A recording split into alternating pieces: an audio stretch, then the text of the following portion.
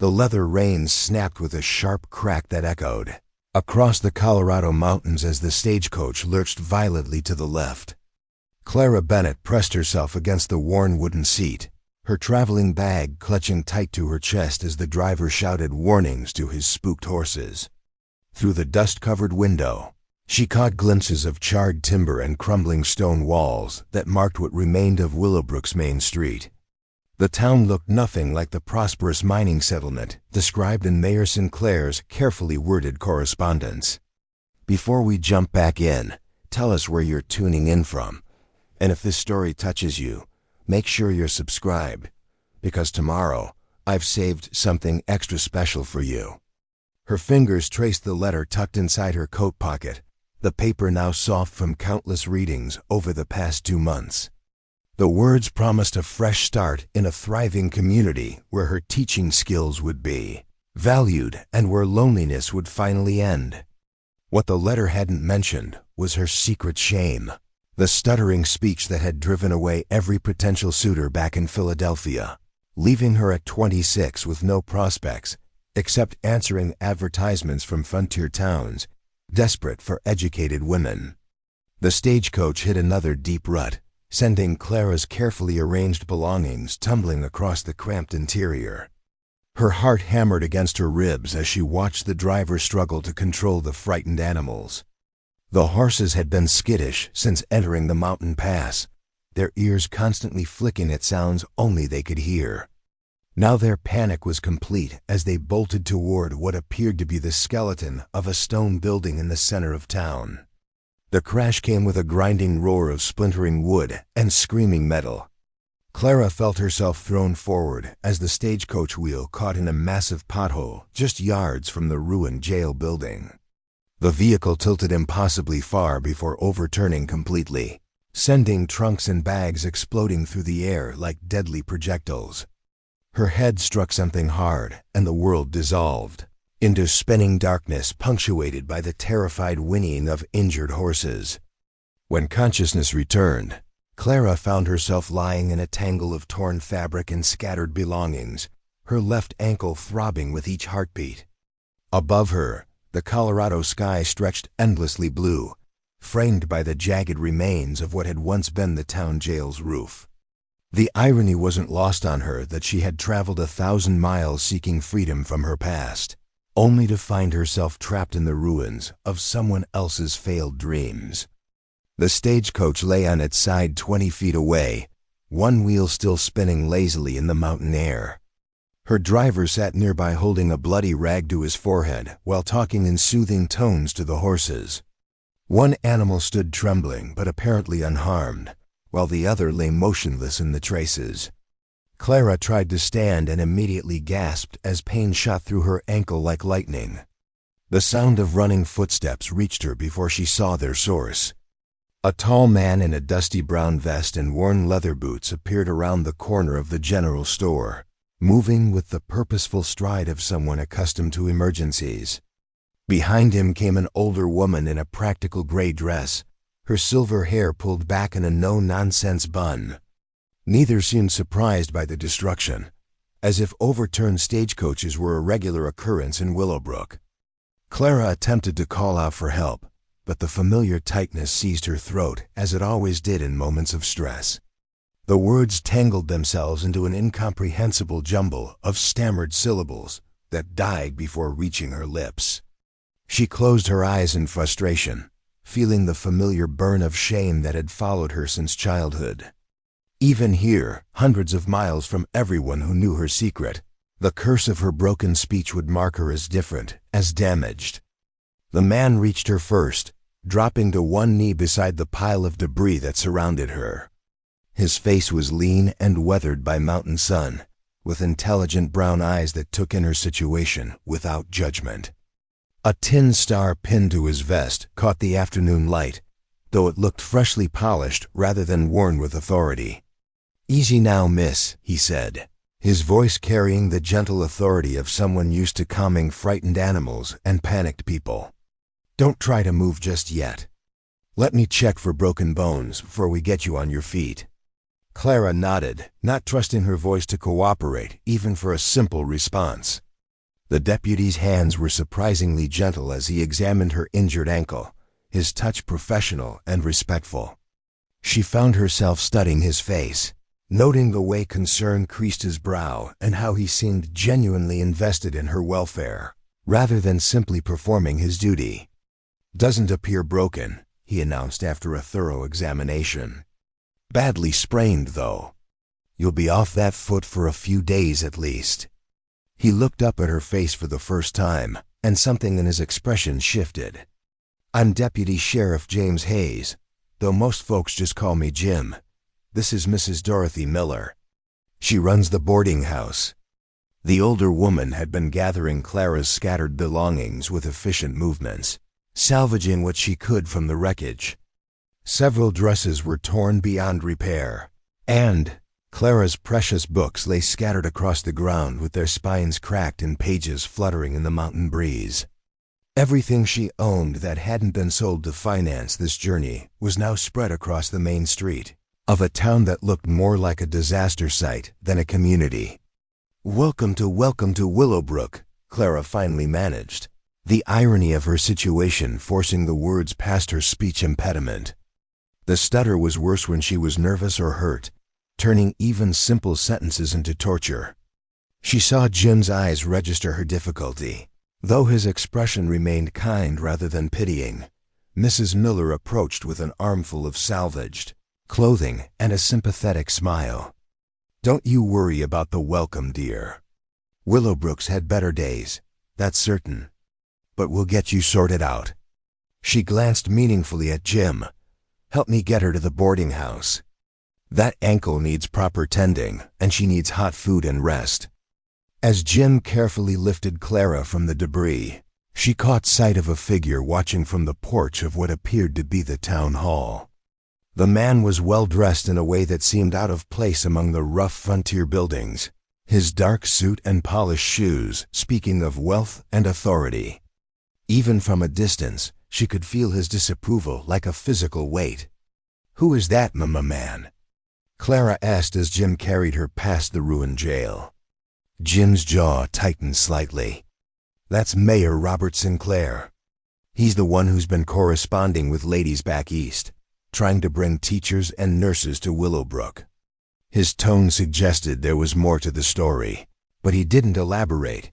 Mrs. Miller's boarding house stood at the end of Main Street, one of the few buildings that appeared to have survived whatever catastrophe had befallen the town. The structure was solid and well-maintained, with cheerful yellow curtains in the windows and a small garden that showed loving care. Clara felt a spark of hope as they approached. At least there would be one place in Willowbrook that felt like home. The interior was clean and comfortable, furnished with handmade quilts and simple wooden furniture that spoke of practical comfort rather than luxury. Mrs. Miller bustled about preparing a room while Jim settled Clara into a chair by the fireplace. Her ankle was swelling now, the pain making her feel slightly sick. "Dr. Cooper should take a look at that," Jim said, studying her injury with professional concern. "He's the closest thing we have to a real doctor since Doc Patterson left last month." "Left?" Clara asked, though she dreaded the answer. Mrs. Miller returned with clean bandages and a basin of warm water. "Half the town's left since the fire," she said matter-of-factly.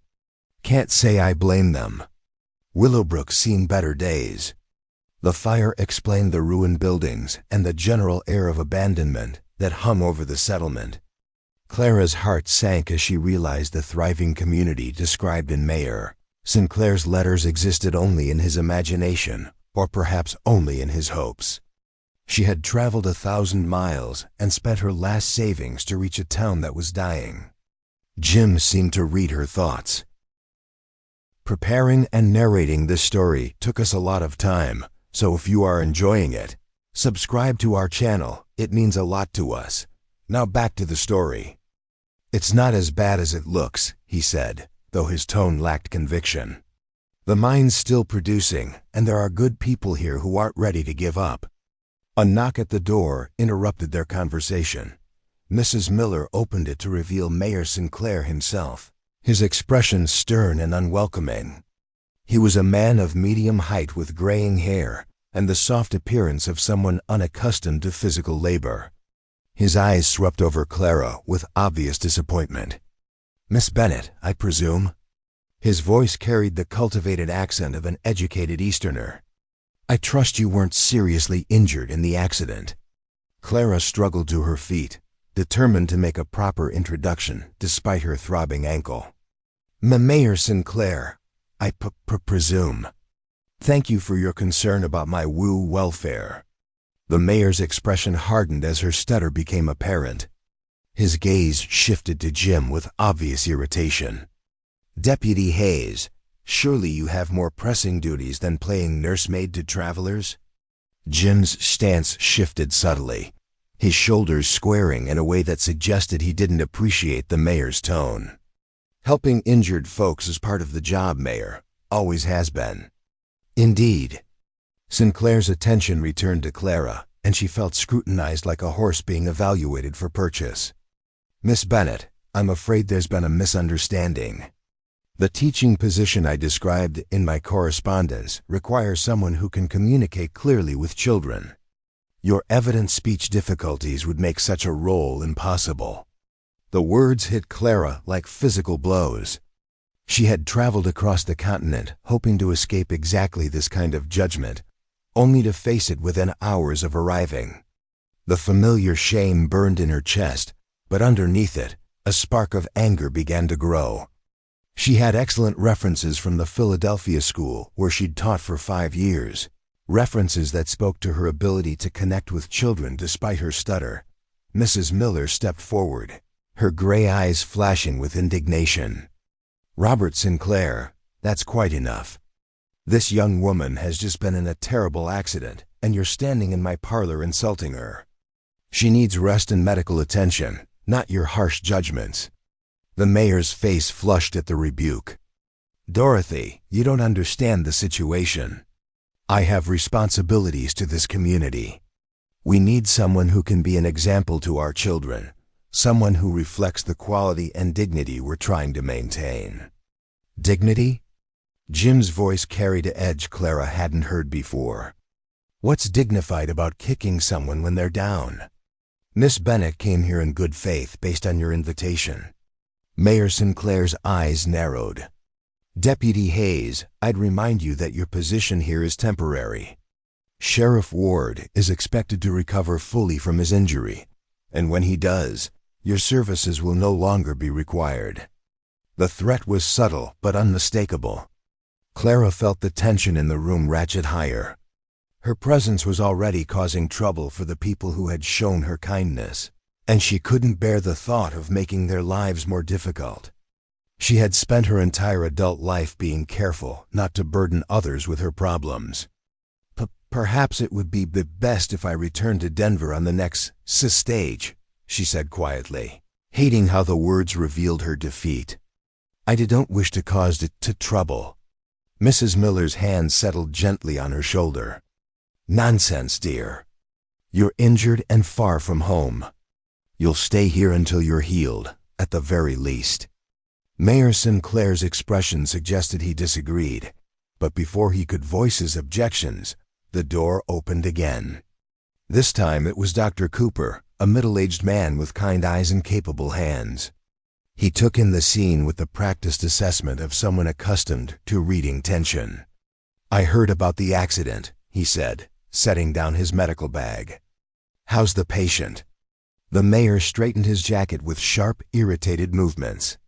"Dr. Cooper, perhaps you could examine Miss Bennett and provide an assessment of when she might be fit to travel. I believe there's been a regrettable misunderstanding about her situation here in Willowbrook." Dr. Cooper's eyebrows rose slightly, but he made no comment. Instead, he knelt beside Clara's chair and began a gentle examination of her ankle. His touch was professional and reassuring, reminding her of the family doctor who had first diagnosed her speech impediment when she was 7 years old.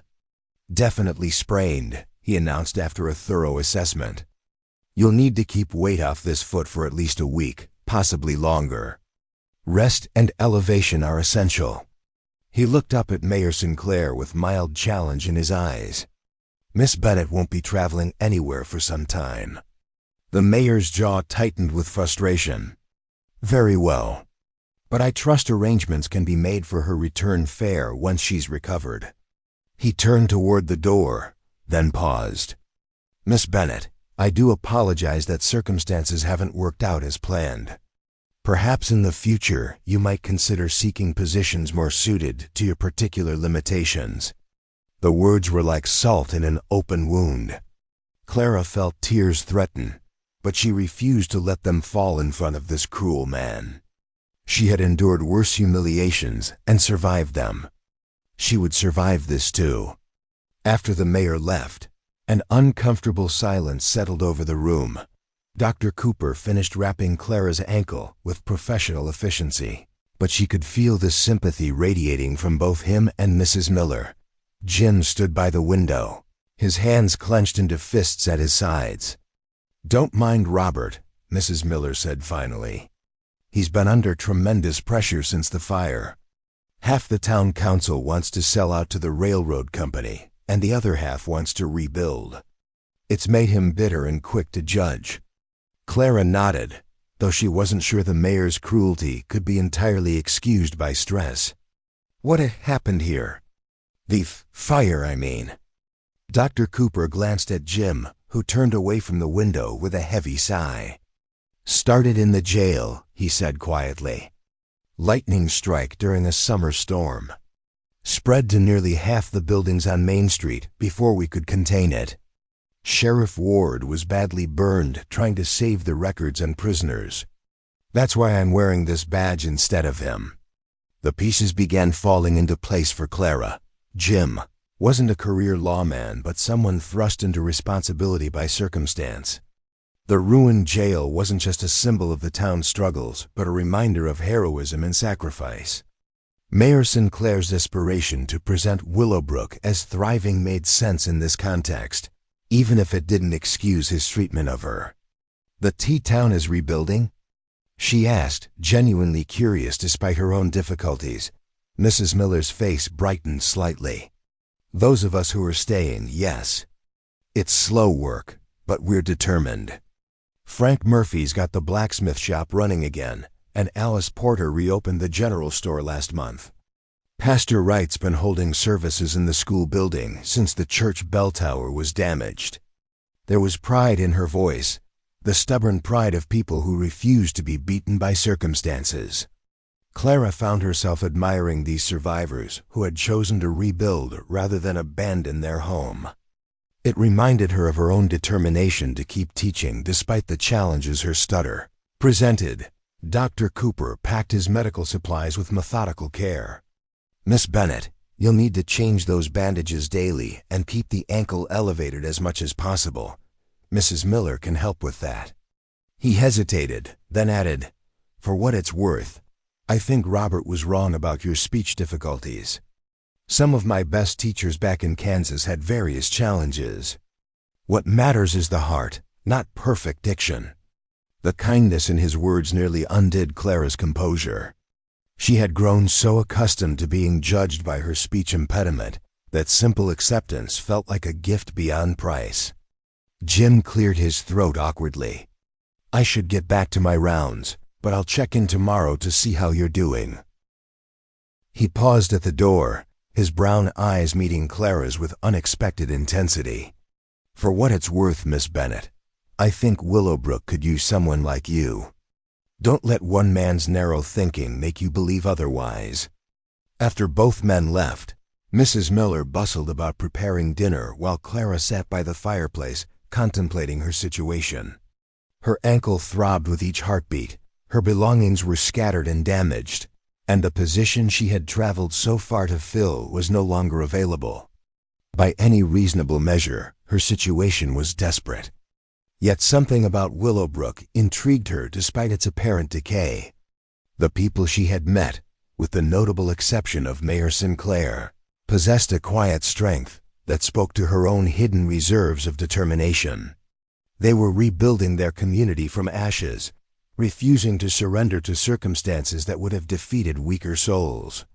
As evening shadows lengthened across the mountain valley, Clara found herself wondering what it would be like to stay in Willowbrook, not as the town's official teacher, but as someone who chose to make this place home.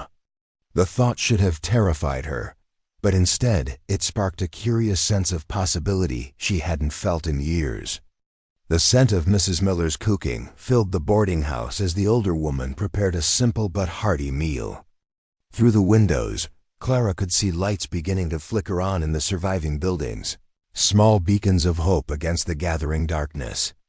Somewhere in the distance, a church bell tolled the hour, its bronze voice carrying across the mountain air like a promise that morning would come again. For the first time since the stagecoach crash, Clara allowed herself to smile. She was stranded in a half-ruined town with a sprained ankle and no clear prospects, but she was alive and surrounded by people who had shown her more genuine kindness in one afternoon than she had received in years of proper Philadelphia society. Perhaps this unexpected detour might lead somewhere worth going after all. The morning sun painted Willowbrook's damaged buildings in shades of gold and amber as Clara woke to the gentle sounds of Mrs. Miller preparing breakfast downstairs. Her ankle ached less than the previous day, though Dr. Cooper's strict orders to remain off her feet still held firm. Through the lace curtains of her small room, she could see the bustling activity of a town determined to continue despite its scars. Jim Hayes appeared at the boarding house door just as Mrs. Miller was setting out plates for the morning meal. Clara watched from her chair by the parlor window as he removed his hat and exchanged quiet words with the older woman. Even from a distance, she could see the weariness in his shoulders, the weight of responsibility that seemed too heavy for someone who wore his badge. With such obvious reluctance, Mrs. Miller ushered him inside, bringing with her the scent of fresh coffee and bacon. "Deputy Hayes stopped by to check on your recovery," she announced cheerfully, though Clara caught the meaningful look that passed between them, "and to discuss some practical matters." Jim settled into the chair across from Clara, his brown eyes holding a mixture of concern and determination. In the morning light, she could see the fine lines around his eyes that spoke of sleepless nights and difficult decisions. His uniform was clean but well worn, the fabric showing the careful mending of someone who couldn't afford replacements. "How's the ankle this morning?" he asked, his voice carrying the gentle authority she remembered from the previous day. Clara tested the injured joint carefully, pleased to find the swelling had decreased noticeably. "Be better, I think. Dr. Cooper's treatment seems to be working." The stutter remained frustratingly present, but Jim's expression showed no impatience or judgment. Mrs. Miller appeared with a tray bearing coffee and warm biscuits, setting it on the small table between them. "I'll leave you two to talk while I tend to the other guests," she said diplomatically, though Clara suspected the boarding house was nearly empty. Jim accepted the coffee gratefully, wrapping his large hands around the ceramic cup as if drawing strength from its warmth. "Miss Bennett, I wanted to speak with you about your situation here in Willowbrook. I know Mayor Sinclair was less than welcoming yesterday, but there might be other options we haven't considered." Clara felt a flutter of hope mixed with caution. Her experience with Mayor Sinclair had taught her to be wary of promises that seemed too good to be true. "What sort of options?" Jim leaned forward, his expression earnest. "The truth is, we need help here more than the mayor wants to admit. The fire didn't just destroy buildings, it scattered our community. Families left for Denver or Colorado Springs, taking their children with them. Mrs. Patterson, our schoolteacher, followed her husband when he decided the mine wasn't worth the risk anymore." The implications were clear, but Clara hesitated to voice them. Her experience in Philadelphia had taught her that teaching positions often came with unspoken requirements that her speech impediment made impossible to fulfill. "You're suggesting I might teach after all." A smile tugged at the corners of Jim's mouth. "Not officially, not if Sinclair has his way. But Alice Porter at the general store has been trying to teach her own children along with the Murphy boys and the Wright girls. She's got a good heart but no training. The children are falling behind, and their parents are starting to talk about leaving too. Clara's mind raced with possibilities. Unofficial teaching arrangements were not uncommon on the frontier, where formal credentials mattered less than results. If she could prove her worth to the families directly, perhaps Mayor Sinclair's opposition would become irrelevant. What would such an arrangement involve? She asked, trying to keep the hope from her voice. Jim's eyes brightened at her interest. Alice has been using the back room of the general store for lessons 3 mornings a week. It's not much, but it keeps the children occupied and learning basic reading and arithmetic. If someone with real teaching experience could take over, organize proper lessons. He trailed off, letting her imagination fill in the possibilities. The idea appealed to Clara more than she cared to admit. Working directly with families would allow her to prove her abilities without the formal scrutiny that had plagued her career in Philadelphia. Children, she had learned over years of teaching, were often more accepting of differences than adults. Her stutter might actually work in her favor, teaching them patience and understanding. The families would need to approve of my speech difficulties, she said carefully. Jim's expression grew serious. Miss Bennett, I watched you handle Mayor Sinclair yesterday. You didn't let his rudeness break your spirit, even when you were hurt and frightened. That's exactly the kind of strength these children need to see. They've been through enough disappointment already. Before Clara could respond, the front door opened with unusual force. Frank Murphy, the blacksmith, stood in the doorway with his hat in his hands and worry creasing his weathered face. His clothes were stained with soot and sweat, suggesting he had come directly from his forge. "Jim, thank God you're here," he said urgently. "We've got trouble at the mine. Cave-in at the North Tunnel. 3 men trapped, maybe 4. Jim was on his feet instantly, his coffee forgotten. "How long ago?" "Maybe an hour. We got word just now from young Billy Carter. He rode down from the mine like the devil himself was chasing him." Frank's eyes shifted to Clara, taking in her bandaged ankle. "Ma'am, I'm sorry to interrupt, but this is urgent." Clara watched Jim's transformation from gentle companion to decisive lawman. His entire bearing changed as responsibility settled on his shoulders, and she found herself admiring the quiet competence with which he faced the crisis. "Frank, round up every man who can hold a shovel," Jim instructed.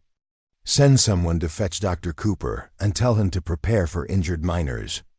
I'll head up to the mine myself to assess the situation." As the blacksmith hurried away, Jim turned back to Clara with obvious reluctance. "I'm sorry to cut our conversation short, but—" Go, Clara said firmly. "Those men need you more than I do right now." Jim hesitated at the door, his hand resting on the frame. "About what we discussed, would you consider it? Alice Porter could use the help, and the children need someone who understands that learning comes in all forms."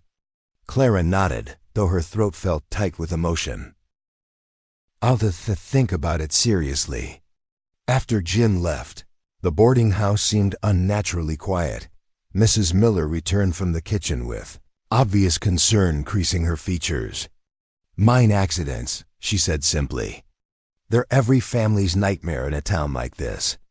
Clara spent the morning listening to the sounds of organized emergency response as men gathered supplies and headed toward the mountain mine. Through her window, she could see women clustering together, their faces drawn with worry as they waited for news of the trapped miners. The sight reminded her of her own community back in Philadelphia during the factory fire that had claimed 2 lives and left dozens injured. As the hours passed without word from the mine, Clara found herself thinking about Jim's suggestion regarding the school children. The idea of returning to teaching, even in an unofficial capacity, stirred something in her heart that had been dormant since leaving Philadelphia. But the prospect also terrified her. What if the families rejected her as firmly as Mayor Sinclair had?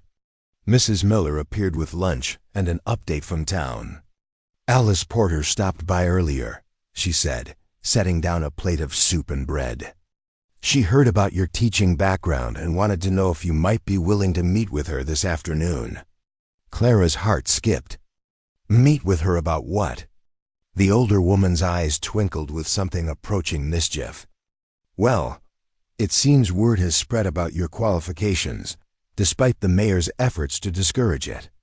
Alice has been struggling with the children's lessons, and she's heard you might be available to help.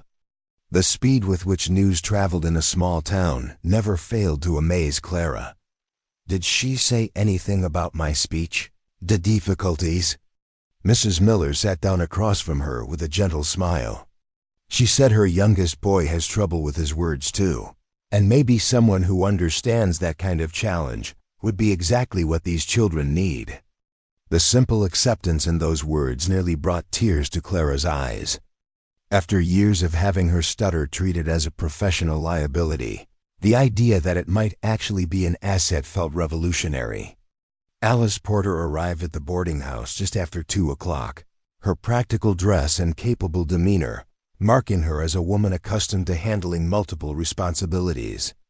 She was younger than Clara had expected, perhaps 30, with kind eyes and work-roughened hands that spoke of a life spent in service to others. "Miss Bennett," she said warmly, settling into the chair Jim had vacated that morning.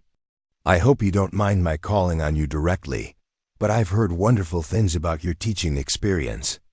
Clara felt the familiar tightness in her throat that preceded her worst stammering episodes. "I should tell you about my speech difficulties before we go any further." Alice's expression remained unchanged. "My Tommy has similar challenges. He gets so frustrated when the words won't come properly that he sometimes stops talking altogether for days." She leaned forward slightly. "What I need is someone who understands that learning isn't just about perfect recitation.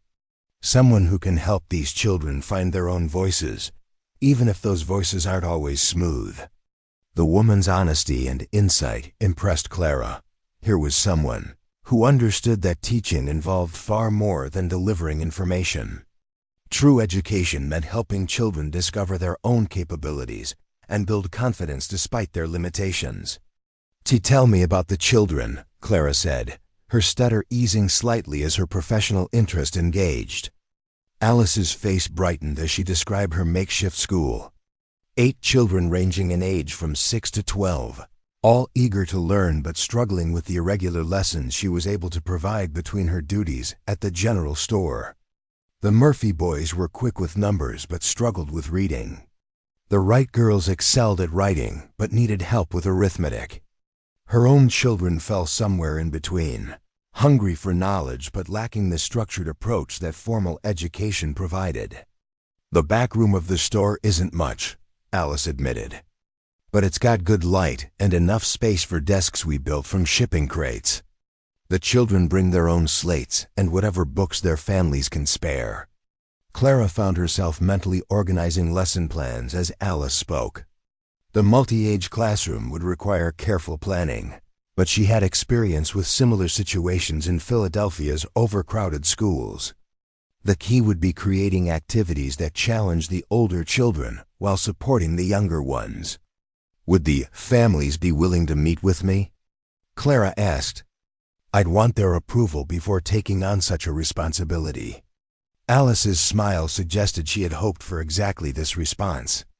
"Most of them have already asked me to arrange a meeting. They're desperate for proper schooling, and they're not inclined to let Mayor Sinclair's opinions override their children's needs." The prospect of defying the mayor's authority should have worried Clara, but instead she felt a spark of rebellion she hadn't experienced in years. Her teaching career in Philadelphia had been constrained by administrative rules and social expectations that had little to do with actual education. The chance to focus purely on helping children learn felt like a gift beyond price. Their conversation was interrupted by the sound of returning horses and voices in the street. Through the window, Clara could see a group of dust-covered men approaching the boarding house. Jim Hayes rode at their front, his expression grim but relieved. Alice hurried to the window, pressing her face against the glass. "They've brought someone down from the mine," she observed. Looks like Dr. Cooper's with them. The group paused outside the boarding house, and Clara could see Jim speaking urgently with Dr. Cooper, while other men supported a figure she couldn't clearly make out. The rescued miner appeared to be conscious but badly shaken, his clothes torn and covered with rock dust. Mrs. Miller appeared from the kitchen, already gathering clean cloths and preparing hot water without being asked. Her practiced efficiency suggested she had dealt with mining accidents before. "Alice, would you mind helping me set up the spare room? The doctor will want to examine that man properly." As the women hurried to prepare for the injured miner, Clara found herself relegated to her chair by the window, her sprained ankle making her a useless observer of the unfolding emergency. The feeling of helplessness reminded her uncomfortably of her social position back in Philadelphia, where her stutter had often left her watching important events from the sidelines.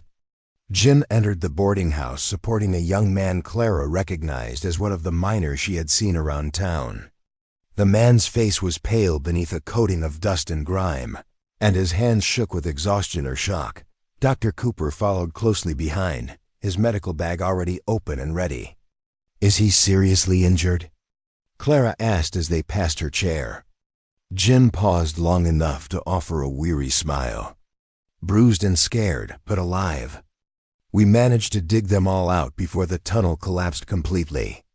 His eyes held the haunted look of someone who had seen how quickly disaster could strike in a mining town. Dr. Cooper's examination was thorough but brief, conducted in the spare room while Mrs. Miller and Alice provided assistance.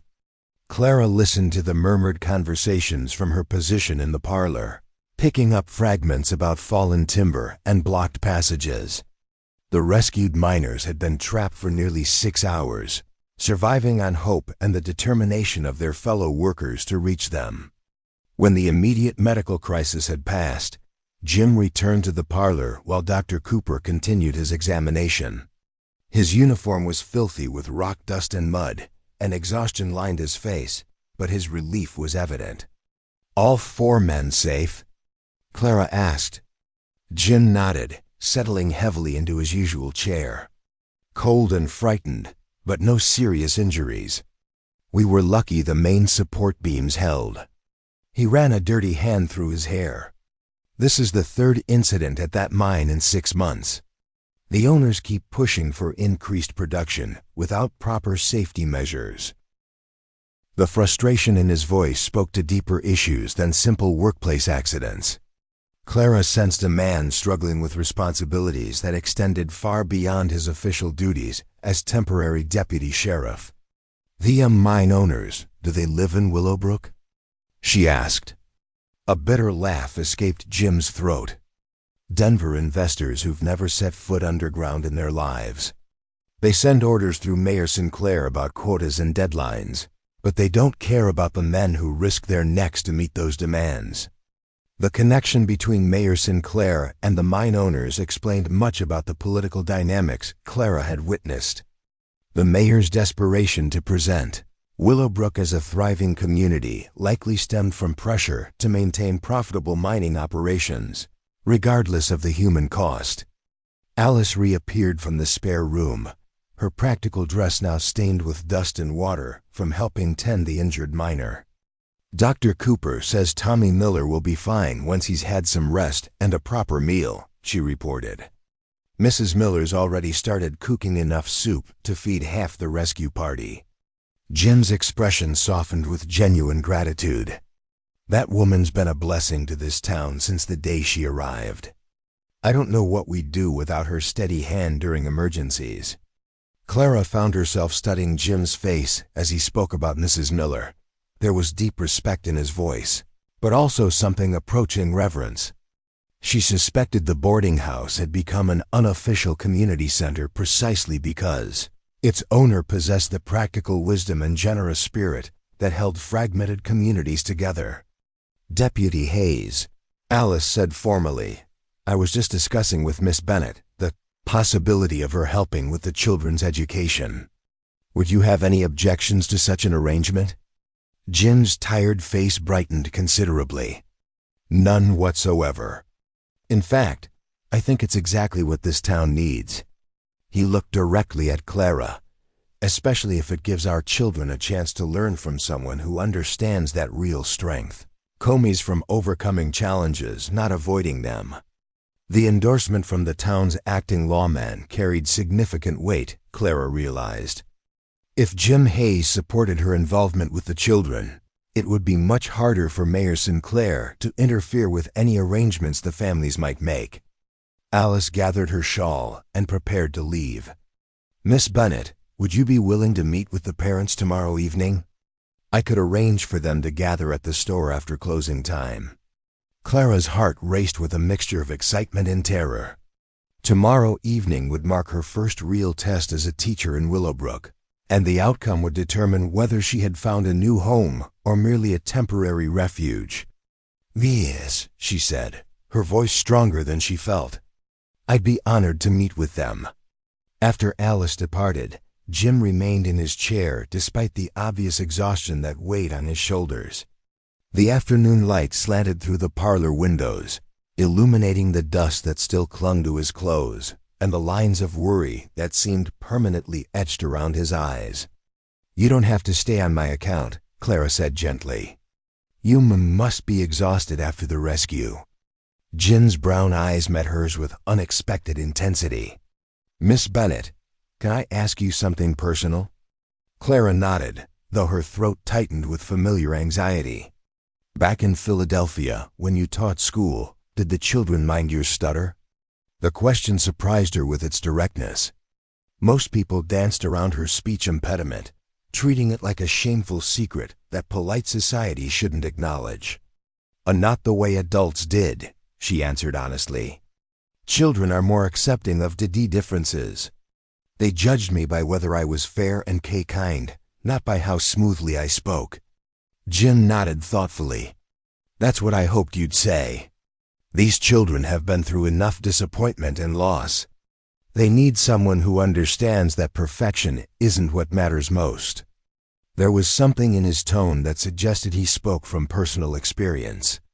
Clara found herself wondering what challenges had shaped Jim Hayes into the man who now wore a badge he clearly hadn't sought. "What about you?" she asked boldly.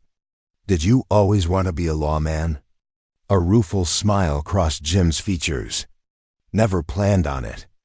I was helping Sheriff Ward with some trouble at the mine when the fire started. By the time the crisis was over, he was badly burned, and I was the only one left who knew how he'd been handling things." He shrugged. "Sometimes life chooses your path for you." The parallel between their situations wasn't lost on Clara. Both had found themselves thrust into roles they hadn't sought, forced to prove their worth in the face of skepticism and doubt. The thought created an unexpected sense of kinship that went beyond the gratitude she felt for his kindness. As evening approached, the rescued miners began departing for their own homes, accompanied by relieved family members who had spent the day fearing the worst. Mrs. Miller bustled about serving food and ensuring everyone had transportation, her efficient compassion holding the community together in the aftermath of crisis. Jim finally rose to leave, his movements stiff with exhaustion and the accumulated aches of a dangerous day's work. At the door, he paused and turned back to Clara. "Miss Bennett, tomorrow night when you meet with those families, remember that they're looking for hope as much as education. You've already proven you can face adversity with dignity. That's exactly the lesson their children need to learn." After he left, Clara sat by the window watching the shadows lengthen across Willowbrook's damaged buildings. Somewhere in the distance, a church bell tolled the evening hour, its bronze voice carrying across the mountain valley with stubborn persistence. The sound reminded her that this community, despite its scars and struggles, refused to surrender to the forces that would see it abandoned. For the first time since the Stagecoach crash, Clara allowed herself to imagine a future in Willowbrook that extended beyond mere survival. She pictured herself teaching eager children in the back room of Alice Porter's store, helping them discover their own capabilities while building the confidence that would carry them through whatever challenges lay ahead. The prospect terrified and thrilled her in equal measure. Tomorrow night would determine whether her dream of finding acceptance and purpose could become reality, or whether Mayor Sinclair's harsh judgment would prove prophetic. Either way, she would face the outcome standing tall, her dignity intact and her determination unbroken. The evening air carried the scent of wood smoke and mountain pine as Clara made her way carefully down Main Street toward Porter's General Store. Her ankle, though still tender, could bear weight for short distances, and she had insisted on walking despite Mrs. Miller's offers to arrange transportation. This meeting would determine her future in Willowbrook, and she wanted to arrive on her own terms, standing tall despite her recent injuries.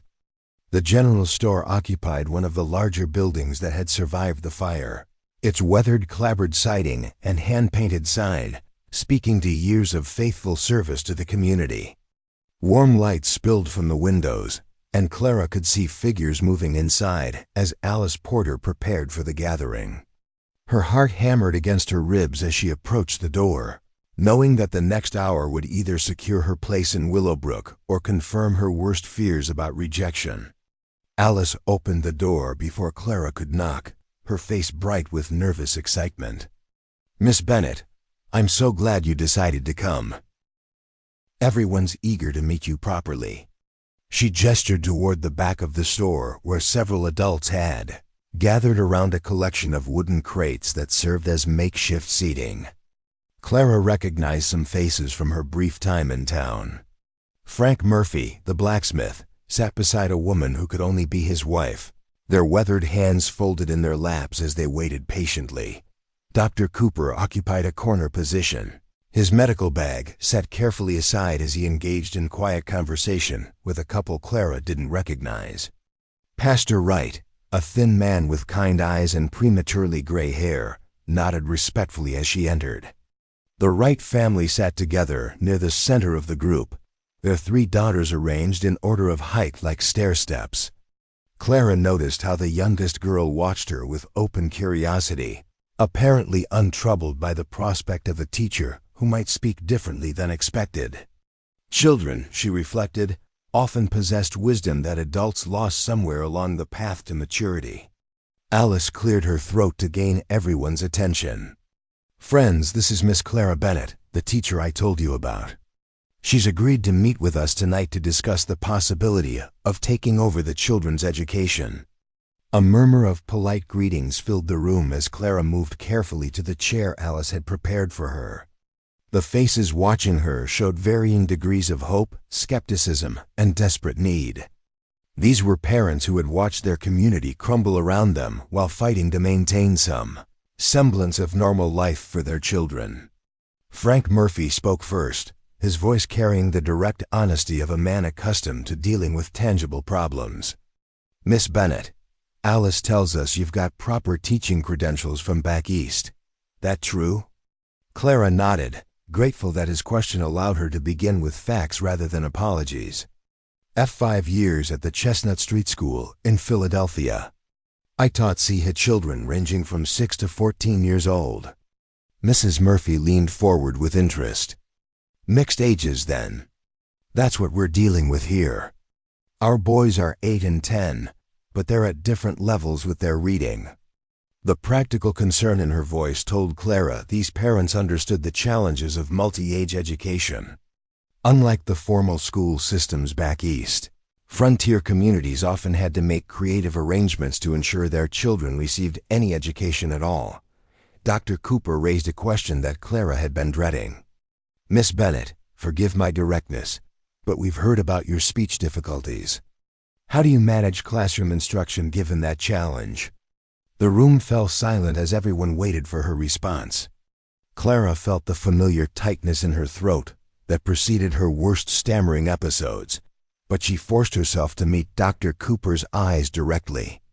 Doctor, my stutter becomes worse when I'm nervous or upset," she began carefully. "But when I'm to teaching, when I'm focused on helping children learn, it often improves significantly." She paused, gathering courage for complete honesty. "More importantly, I've found that children who see their teacher struggle with speech sometimes become more patient with their own difficulties." Mrs. Wright spoke up unexpectedly. Our youngest, Mary, barely talks at all since we lost our house in the fire. Maybe seeing someone who fights for every word might help her find her voice again. The comment created a shift in the room's atmosphere. Clara sensed that these parents weren't looking for perfection in their children's teacher. They wanted someone who understood struggle, who could help their children navigate the challenges that life in a damaged community presented. Pastor Wright cleared his throat diplomatically.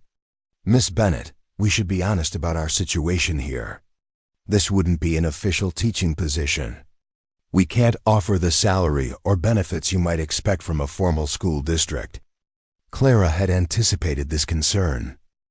Pastor Wright, I'm not looking for wealth or official recognition. I'm looking for the opportunity to do what I love most, helping children discover their capabilities. Alice Porter smiled at the response. We've discussed compensation among ourselves.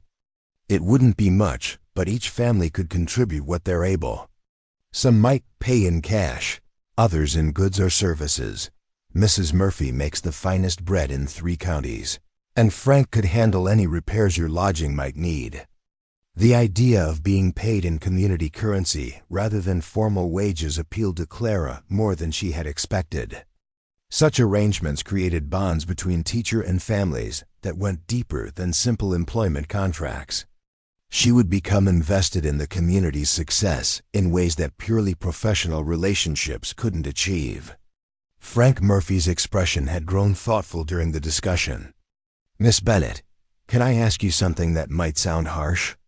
Clara braced herself, recognizing the tone of someone preparing to voice difficult truths. Mayor Sinclair's been making it clear he doesn't approve of you staying in Willowbrook. He's got influence with the mine owners and some of the business interests. If we hire you to teach our children, it might cause problems for our families. The brutal honesty of his concern struck Clara like a physical blow.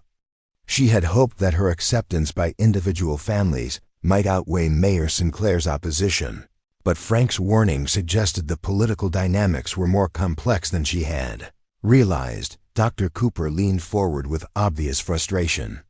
Frank's right to bring this up. Robert's been pressuring everyone to discourage Miss Bennett from staying. He seems to think her presence reflects poorly on the town's reputation. Clara felt the familiar shame begin to rise in her chest, the old voice that whispered she was too damaged for normal society. But alongside the shame came something new, a spark of anger at the injustice of being judged by a man who knew nothing of her capabilities or character. I won't lie to you about the risks, she said, her voice growing stronger as her conviction built. Mayor Sinclair has made his feelings clear. But I wonder if you're willing to let one man's narrow thinking determine what's best for your children. Mrs. Wright spoke up with quiet intensity. My girls have been without proper schooling for months. They're falling behind in ways that might never be corrected if we don't act soon. She looked around the room at her neighbors. I'd rather face Robert Sinclair's disapproval than watch my daughters lose their chance at education. Pastor Wright nodded thoughtfully. There's wisdom in taking calculated risks for the sake of our children's futures. The question is whether we're prepared to stand together if the mayor tries to cause difficulties. Clara watched the faces around her as the parents silently weighed the decision. These were people who had already lost so much to circumstances beyond their control. Asking them to risk additional hardship for the sake of her teaching opportunity felt almost selfish. Alice Porter had been quietly observing the discussion, but now she stood with decision written across her features. I've been trying to teach these children for months, and I know my limitations. Miss Bennett has the training and experience we need. She looked directly at Clara. More than that, she has the courage to be here despite everything she's faced. That's exactly the example our children need to see. The endorsement from someone who had been working so hard to maintain the children's education carried significant weight. Clara saw several parents nodding in agreement as they considered Alice's words. Frank Murphy exchanged a meaningful look with his wife before speaking again. Miss Bennett, If we move forward with this arrangement, would you be willing to start immediately? The children have already lost too much time. Clara's heart leaped with hope and terror in equal measure. I could begin as early as tomorrow if that would help. Dr. Cooper smiled for the first time since the meeting began. Then I believe we have our answer. All in favor of offering Miss Bennett the position of teacher for our children? Every hand in the room rose without hesitation. Clara felt tears threaten as she looked around at these brave parents who were willing to take a stand for their children's education, despite the potential consequences. Alice clapped her hands together with obvious delight. Wonderful. Miss Bennett, would you like to see the classroom space we've prepared? Clara followed Alice to the back room of the store, where shipping crates had been arranged as desks and a collection of slate boards waited for students. The space was cramped but functional, with good natural light from a large window that overlooked the mountains. Someone had even fashioned a makeshift blackboard from a piece of painted wood. It's perfect, Clara said, meaning every word. The humble classroom represented hope and determination in their purest forms. As the parents began to disperse, making arrangements for their children to begin classes the following Monday, Clara found herself in conversation with Mrs. Wright about her youngest daughter's reluctance to speak. Mary was quite talkative before the fire, Mrs. Wright explained quietly. But seeing our house burn, losing her favorite doll and books, it seemed to steal her voice along with everything else. Clara nodded with understanding. Trauma affects children in different ways. Some become more talkative, trying to process their experiences through words. Others retreat into silence as a form of protection. The mother's eyes brightened with hope. Do you think you might be able to help her? I can't make any promises, Clara replied honestly. But I've found that children often open up when they feel truly safe and understood. Creating that environment will be my first priority. As the evening wound down, Clara realized she hadn't seen Jim Hayes during the meeting.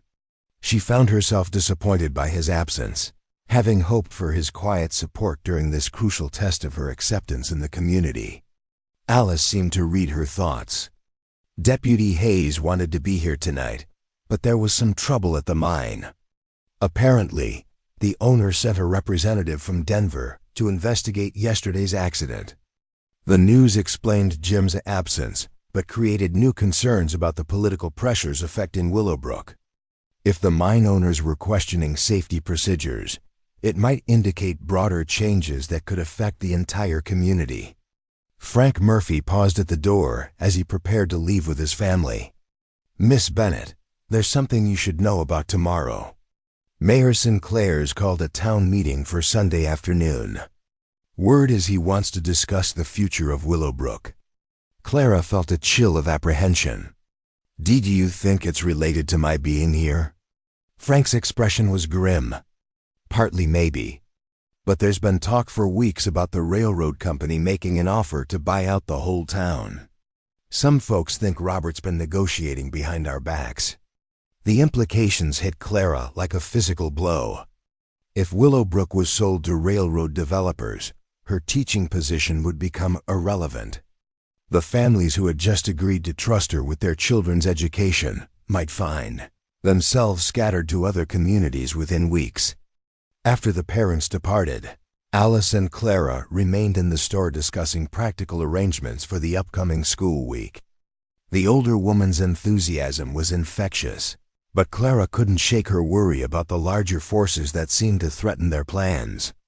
Alice, what if the railroad buys the town? What happens to the families then? Alice's expression grew thoughtful. Some would probably take the money and start over somewhere else. Others, like Frank and his family, have too much invested here to walk away easily. She paused. And some of us believe Willowbrook is worth fighting for, regardless of what outsiders might offer. The determination in her voice reminded Clara of the strength she had witnessed throughout her time in Willowbrook. These were people who had already survived disaster and loss, who had chosen to rebuild rather than surrender. Perhaps their combined resolve would prove stronger than corporate interests and political maneuvering. The walk back to the boarding house took Clara past the ruins of the jail where her stagecoach had crashed just days earlier. The skeletal remains of the building stood stark against the starlit sky, a reminder of how quickly circumstances could change. But looking at those ruins, Clara no longer saw only destruction. She saw the foundation upon which something new might be built. Mrs. Miller was waiting with tea and questions when Clara returned. The older woman's eyes sparkled with curiosity as she settled into her usual chair by the fireplace. "Well, dear, how did the meeting go?" Clara couldn't contain her smile as she related the evening's developments. "They've offered me the position. I'll start teaching on Monday morning." Mrs. Miller clapped her hands together with genuine delight. "That's wonderful news. Those children need someone who understands that learning comes in many forms." The phrase echoed something Jim Hayes had said, and Clara found herself wondering again about his absence from the meeting. "Mrs. Miller, do you know what's happening at the mine?" Alice mentioned some trouble with investigators from Denver. Mrs. Miller's expression grew serious. "The mine owners are under pressure from their investors to increase production and reduce costs. Yesterday's accident has them worried about liability and safety regulations." She leaned forward confidentially. "Word is they're considering shutting down the operation entirely if they can't make it more profitable." The news added another layer of uncertainty to Clara's situation. If the mine closed, many families would be forced to leave Willowbrook regardless of railroad offers or educational arrangements. The teaching position she had just accepted might prove meaningless if her students scattered to find work elsewhere. Despite these concerns, Clara felt a sense of accomplishment as she prepared for bed that night. She had faced a room full of skeptical parents and won their trust through honesty about her limitations. Tomorrow would bring new challenges, but tonight she could rest in the knowledge that she had found people willing to judge her by her character rather than her speech difficulties. The mountain wind howled around the boarding house eaves as Clara drifted toward sleep, carrying with it the scent of pine forests and the promise of snow. Somewhere in the distance, a church bell told the late hour, its bronze voice persistent despite the storms that had battered the community. The sound reminded her that some things endured regardless of the forces arrayed against them. Her last conscious thought was of the children she would meet on Monday morning, 8 young souls who had already faced more adversity than many adults. She pictured their faces bright with curiosity and hope, ready to learn from someone who understood that strength came not from perfection, but from perseverance in the face of difficulties. Sunday morning dawned clear and cold, with frost painting delicate patterns across the boarding house windows. Clara woke early, her mind already organizing lesson plans and considering how to arrange the makeshift classroom for maximum effectiveness. The prospect of returning to teaching filled her with energy she hadn't felt since leaving Philadelphia. Mrs. Miller had prepared a hearty breakfast, understanding that Clara would need strength for both her teaching preparations and whatever challenges the afternoon's town meeting might bring. As they shared coffee and warm biscuits, the older woman offered practical advice about managing frontier education. "These children have seen hardship that would break some adults," Mrs. Miller observed. "But they've also learned resilience that will serve them well. Don't try to shelter them from reality, but help them understand that difficulties can be overcome with determination and community support." The wisdom in her words reinforced Clara's own teaching philosophy. Children learned best when treated as capable individuals, rather than fragile creatures who needed protection from life's challenges. Jim Hayes appeared at the boarding house door just as Clara was finishing her breakfast. His face showed the strain of a sleepless night, and his usually neat uniform was wrinkled and dust-covered. But his eyes brightened when he saw Clara, and his smile carried genuine warmth despite his obvious exhaustion. "Miss Bennett, I heard about last night's meeting. Congratulations on your new position." Clara felt a flutter of pleasure at his approval. Thank you. I'm sorry you couldn't be there." Jim accepted the coffee Mrs. Miller offered and settled into his usual chair with obvious relief. Mind troubles kept me up there until nearly dawn. The Denver investigators are asking difficult questions about safety procedures and accident rates. Mrs. Miller's expression grew concerned. What kind of questions? Jim's jaw tightened with frustration. The kind that suggests they're looking for reasons to shut down the operation rather than improve it. They seem more interested in limiting liability than protecting workers. The implications were clear to everyone in the room. If the mine closed, Willowbrook would lose its primary source of employment and economic stability. The families who had just entrusted their children to Clara's care might find themselves forced to abandon the community within weeks. Is there anything that can be done? Clara asked, though she suspected the answer would be discouraging. Jim shrugged wearily. The workers have no legal standing to challenge the owner's decisions. Mayor Sinclair claims he's negotiating on the town's behalf, but I suspect his priorities lie elsewhere. Clara remembered Frank Murphy's warning about railroad offers and Mayor Sinclair's behind-the-scenes negotiations. The pieces of a larger picture were beginning to form, one that didn't bode well for Willowbrook's independent future. Mrs. Miller refilled Jim's coffee cup with maternal efficiency. You look like you haven't slept in days, James Hayes. When did you last have a proper meal? Jim's grateful smile suggested he wasn't accustomed to such personal concern. I grabbed something at the mine cookhouse, but it wasn't much. Thank you for asking, Mrs. Miller. Clara found herself studying Jim's tired face, noting the lines of stress around his eyes and the way responsibility seemed to weigh on his shoulders. She wondered what had brought him to Willowbrook, what circumstances had led to his reluctant assumption of the deputy's badge. Jim, may I ask you something personal? She said carefully. He nodded, though wariness flickered in his brown eyes. When you were growing up, did you always expect to work in law enforcement? A rueful laugh escaped his throat. Never planned on it. I came to Colorado to work in the silver mines up near Leadville. But the work was dangerous, and I'd seen too many good men buried in cave-ins. He paused, lost in memories. I was passing through Willowbrook on my way to California when Sheriff Ward offered me temporary work helping with some cattle rustlers. That was 3 years ago. Clara sensed there was more to the story, some deeper reason why a man heading for California had chosen to stay in a struggling mountain town. But Jim's expression suggested he wasn't ready to share those details, and she respected his privacy. The church bell began tolling the hour, its bronze voice carrying across the valley with stubborn persistence. Mrs. Miller glanced at the clock on the mantel and rose to begin clearing the breakfast dishes. The town meeting starts at 2 o'clock, she announced.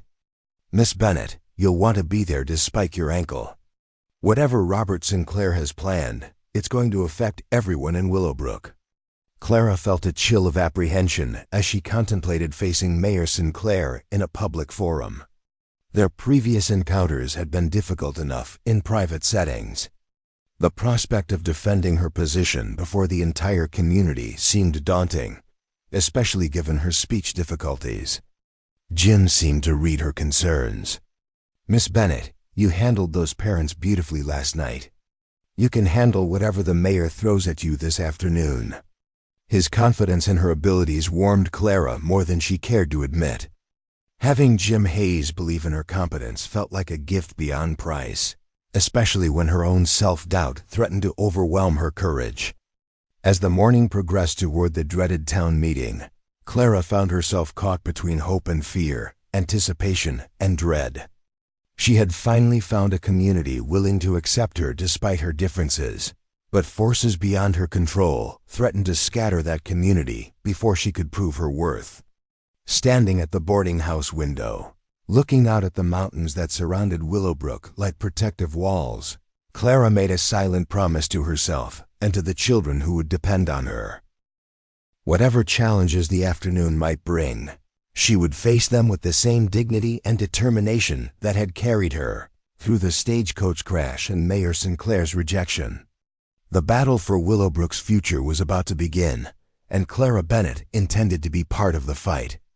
The town hall buzzed with nervous energy as Willowbrook's remaining residents gathered for what many sensed would be a pivotal meeting. Clara entered on Jim's arm, her ankle still tender but her spine straight with determination. The room seemed smaller than she had expected, its wooden walls scarred by age and the lingering smell of smoke from the recent fire. Mismatched chairs had been arranged in rough rows, and nearly every seat was occupied by faces she was beginning to recognize. Mayor Sinclair stood at a makeshift podium near the front, his expensive suit a stark contrast to the work clothes worn by most of the attendees. His expression carried the confident satisfaction of a man who believed he held all the winning cards. Beside him sat two men Clara didn't recognize, their city attire and calculating expressions marking them as outsiders with business interests rather than community concerns. Alice Porter waved Clara over to seats she had saved in the third row, directly behind the families who had agreed to trust her with their children's education. Frank Murphy nodded respectfully as she passed, while Mrs. Wright offered an encouraging smile. The support of these parents gave Clara strength, but she could feel the hostile stares from other residents who viewed her as an unwelcome complication in their community's struggles. Jim settled beside her, his presence both comforting and conspicuous. As the temporary deputy sheriff, his public support for Clara carried political implications that could affect his own standing in the community. Yet he seemed unconcerned about such consequences, his attention focused entirely on the proceedings about to unfold. Mayor Sinclair called the meeting to order with theatrical formality, his voice carrying easily through the cramped space. Citizens of Willowbrook, thank you for gathering on this important afternoon. Today we face decisions that will determine the future of our community for generations to come. Clara felt a chill of apprehension as she recognized the practiced rhetoric of a politician preparing to deliver unwelcome news. The mayor's tone suggested he had already made decisions he was now preparing to justify rather than seeking genuine input from the community. As you all know, Sinclair continued, our town has faced unprecedented challenges in recent months.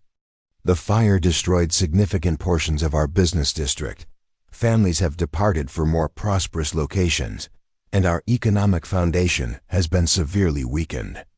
Murmurs of agreement rippled through the audience, though Clara detected undertones of frustration at the mayor's obvious presentation of problems they all knew intimately. Sinclair gestured toward the two strangers seated behind him.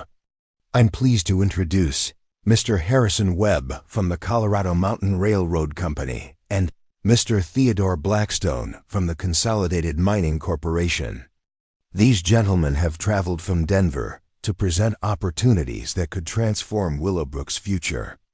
The word opportunities carried ominous implications when spoken by politicians. Clara had learned during her years in Philadelphia. Such language usually preceded announcements that would benefit outsiders at the expense of local residents. Mr. Webb rose to address the assembly, his pale complexion and soft hands marking him as someone unaccustomed to mountain life. Ladies and gentlemen, the Colorado Mountain Railroad is prepared to offer generous compensation for properties in Willowbrook to facilitate construction of a direct rail line to the western mining districts. The room erupted in surprised conversations as residents processed the implications of his announcement. A railroad line would indeed bring economic development, but it would also mean the destruction of the existing community structure. Webb raised his hand for quiet before continuing. Our surveys indicate that Willowbrook sits in the optimal location for a major switching station and supply depot.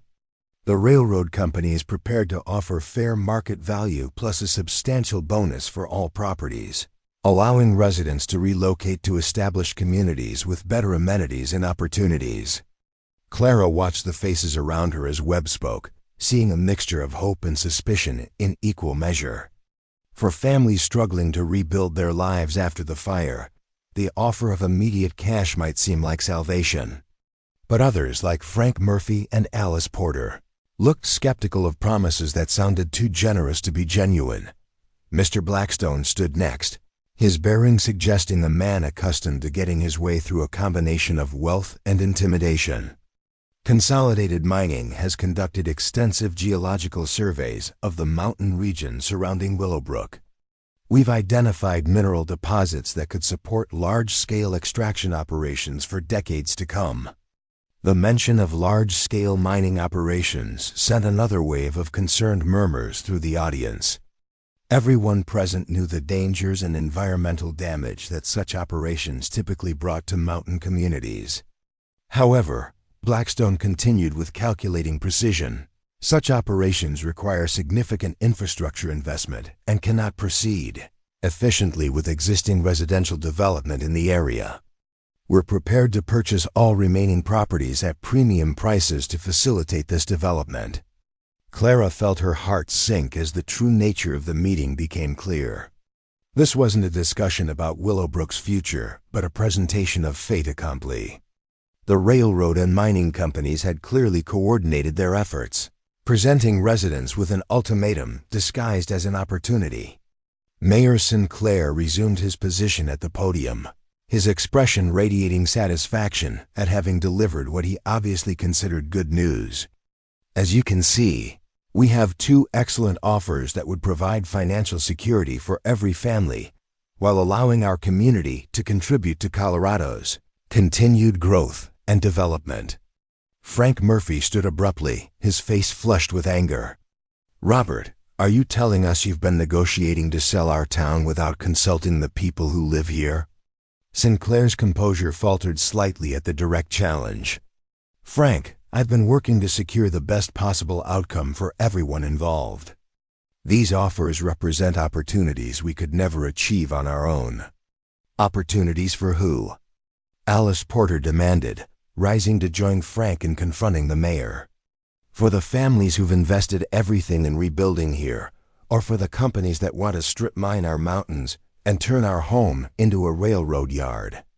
The room's atmosphere grew increasingly tense as other residents began voicing their concerns and objections. Clara realized that Mayor Sinclair had seriously misjudged the community's attachment to Willowbrook. These weren't desperate refugees looking for any escape from their difficulties.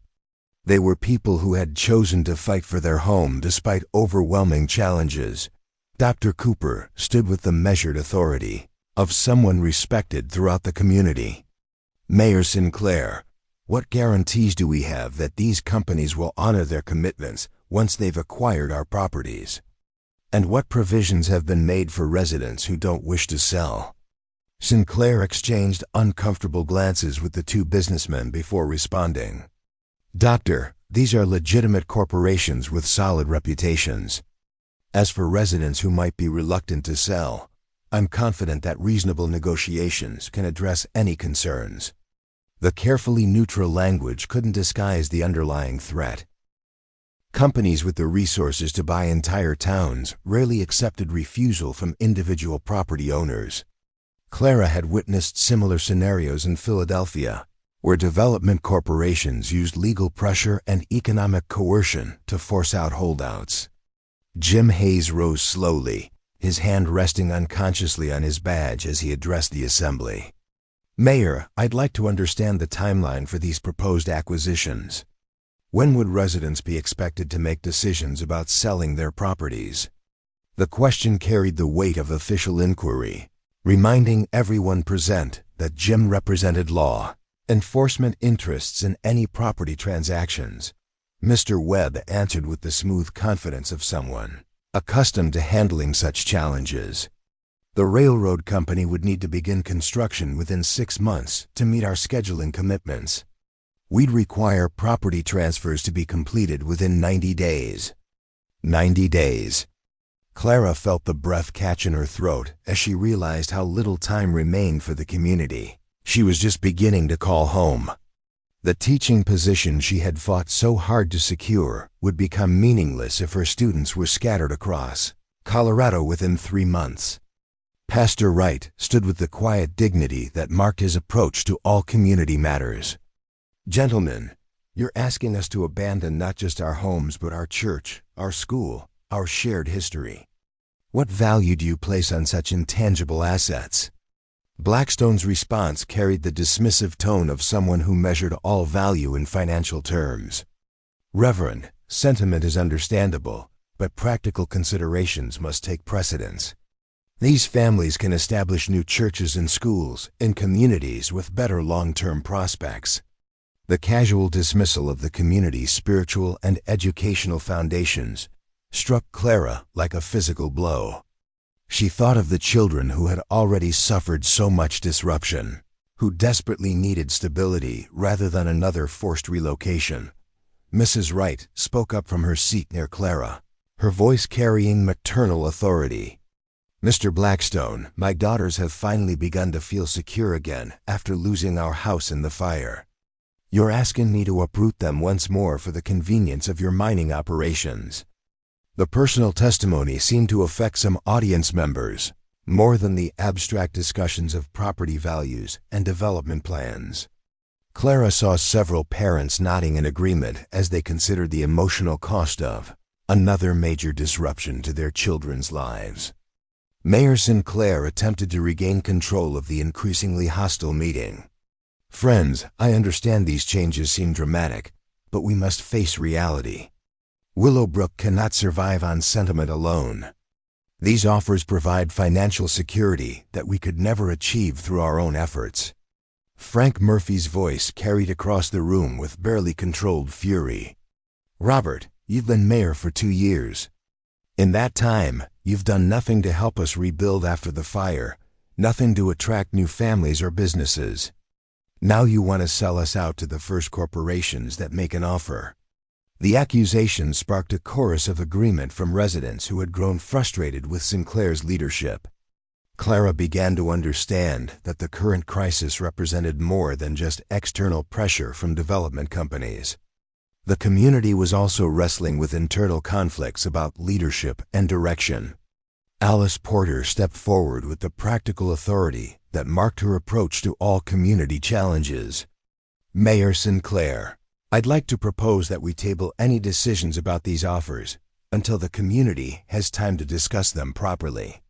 90 days may seem generous to outsiders, but it's not enough time to make informed decisions about our futures." Sinclair's face flushed with frustration at having his carefully orchestrated presentation disrupted by community resistance. "Alice, delay only makes these negotiations more difficult. The companies need certainty to proceed with their planning. Then perhaps they should have consulted with us before making their plans," Dr. Cooper observed dryly, earning murmurs of approval from the audience. Clara felt a surge of admiration for these people who refused to be intimidated by corporate pressure or political manipulation. Their determination to control their own destiny reminded her of her own struggle to find acceptance despite the barriers others tried to place in her path. Jim Hayes addressed the businessmen directly, his tone carrying the weight of legal authority. "Gentlemen, I'd like to understand what happens if property owners refuse to sell. Are you prepared to respect individual property rights, or do you intend to pursue other means of acquisition?" The question cut to the heart of the community's concerns about corporate coercion. Webb and Blackstone exchanged uncomfortable glances before Webb responded with practiced evasion. "Deputy, we certainly hope to reach voluntary agreements with all property owners. However, both the railroad and mining companies operate under federal charters that provide certain legal mechanisms for essential development projects." The euphemistic language couldn't disguise the threat of eminent domain proceedings. Clara had seen similar tactics used in Philadelphia, where development companies used government partnerships to force property sales that couldn't be achieved through negotiation. Pastor Wright's voice carried moral authority as he addressed the fundamental ethical issues at stake. "Gentlemen, you're asking us to choose between financial compensation and our community's continued existence. Some values cannot be measured in monetary terms." Blackstone's response revealed the calculating mindset that drove corporate development decisions. "Reverend, with respect, sentiment doesn't pay mortgages or provide for children's futures. These offers represent concrete opportunities for financial security. Clara found herself rising from her chair before conscious decision had formed. The stutter that had plagued her speech in moments of stress seemed to recede as her anger at the Code businessmen's dismissive attitude overcame her nervousness. "Mr. Blackstone," she said, her voice carrying clearly through the room, "you speak of children's futures as if uprooting them repeatedly serves their interests. Some children need stability more than they need money." The interruption from an obvious outsider clearly surprised both businessmen.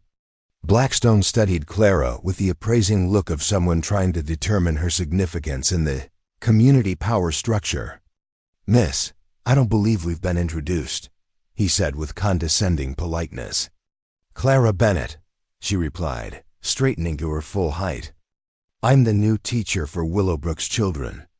Mayor Sinclair's face darkened with obvious displeasure at her self-identification. "Miss Bennett, as I've explained previously, there's no official teaching position available in Willowbrook." Clara felt the eyes of every parent in the room upon her as she faced this public challenge to her authority. The moment had arrived when she must either stand up for herself and the families who had trusted her, or retreat in defeat. "Mayor Sinclair," she said, her voice growing stronger with each word, "the families of this community have hired me to teach their children. I don't require your approval to fulfill that responsibility." The direct defiance of the mayor's authority sent a ripple of surprise through the audience. Clara could see approval in the faces of her supporters, but also worry about the consequences of such public confrontation. Sinclair's voice carried barely controlled anger as he responded. "Miss Bennett, you seem to misunderstand your position here. Willowbrook cannot support unauthorized educational activities, especially conducted by individuals with obvious limitations." The cruel reference to her speech difficulties in front of the entire community sent a wave of shame through Clara's chest, but she refused to let it break her resolve. She had faced such attacks throughout her life and survived them all. "Mayor," she replied with quiet dignity, "my limitations have never prevented me from helping children learn. Perhaps the real limitation lies in leaders who would sell their community's future for corporate profit." The accusation hung in the air like a challenge to mortal combat. Clara had crossed a line from which there could be no retreat, publicly questioning the mayor's integrity and motivation. Frank Murphy broke the tense silence with a voice that carried the authority of someone who had earned respect through years of honest work. "Miss Bennett is right. We're being asked to choose between money and our community, and I for one choose community." His declaration sparked a chorus of agreement from parents and longtime residents who had grown tired of being treated like obstacles to corporate development. Clara felt a surge of gratitude for their support, even as she realized her public confrontation with the mayor had likely made her a target for retaliation. Mr. Webb attempted to regain control of the deteriorating meeting. "Ladies and gentlemen, these emotional appeals are understandable, but they don't address the practical realities of your situation. Without significant economic development, Willowbrook has no sustainable future." Dr. Cooper stood with the measured authority that marked his professional approach to community problems. "Mr. Webb, that assumes economic development requires destroying the existing community. Perhaps there are alternatives that could provide prosperity while preserving what we've built here." The suggestion that compromise might be possible seemed to surprise the businessmen, who had clearly expected either immediate acceptance or easily overcome resistance. Clara realized that their corporate planning hadn't accounted for organized community opposition led by respected local figures. Jim Hayes stepped forward with the quiet confidence that marked his approach to law enforcement challenges. "I'd like to suggest that this meeting be adjourned to allow the community time to discuss these proposals privately. Any decisions this important deserve careful consideration." Mayor Sinclair's protest was immediate and sharp. "Deputy Hayes, these gentlemen have traveled from Denver specifically for this meeting. Delaying decisions only complicates the negotiation process. Jim's response carried the unmistakable authority of someone who had faced down dangerous situations without backing down. Mayor, the community's right to deliberate about their future takes precedence over corporate scheduling concerns. The quiet confrontation between the elected mayor and the temporary deputy created electric tension in the small room. Clara realized that Jim was risking his own position to support the community's right to self-determination. Alice Porter seized the moment to assert community authority. All in favor of adjourning this meeting to allow proper discussion of these proposals? Nearly every hand in the room rose in support of the motion, leaving Mayor Sinclair and the two businessmen isolated in their opposition. The vote represented more than procedural disagreement. It was a rejection of the mayor's attempt to rush the community into decisions that would benefit outsiders at local expense. Sinclair's face flushed with anger and humiliation as he faced the reality of his political defeat. "Very well," he said through gritted teeth. "But I want everyone to understand that these opportunities may not remain available indefinitely." The threat was clear, but it only seemed to strengthen the community's resolve to resist pressure tactics. Clara watched with admiration as her neighbors filed out of the town hall, their conversations animated by determination to control their own destiny. As the room emptied, Clara found herself surrounded by the families who had hired her to teach their children. Mrs. Wright took her hand with maternal warmth, while Frank Murphy nodded his approval of her public stand against corporate intimidation. "Miss Bennett," Alice Porter said with obvious pride, "you showed real courage today. Those children are lucky to have a teacher who will fight for what's right." Clara felt tears threaten as she absorbed the acceptance and support these people offered. After years of being dismissed and rejected because of her speech difficulties, she had found a community that valued her character over her limitations. Jim approached as the group began to disperse, his expression combining admiration with concern. "Clara, you took a real risk today, challenging the mayor publicly. He's not likely to forget it." She met his gaze directly, her resolve unshaken by the warning. "Jim, some risks are worth taking. These families trusted me with their children's education. I won't let them down." His smile carried warmth that went beyond professional respect. "I hoped you'd say that. It's going to be an interesting 90 days. As they walked together from the town hall into the crisp mountain evening, Clara realized that the battle for Willowbrook's future had only just begun.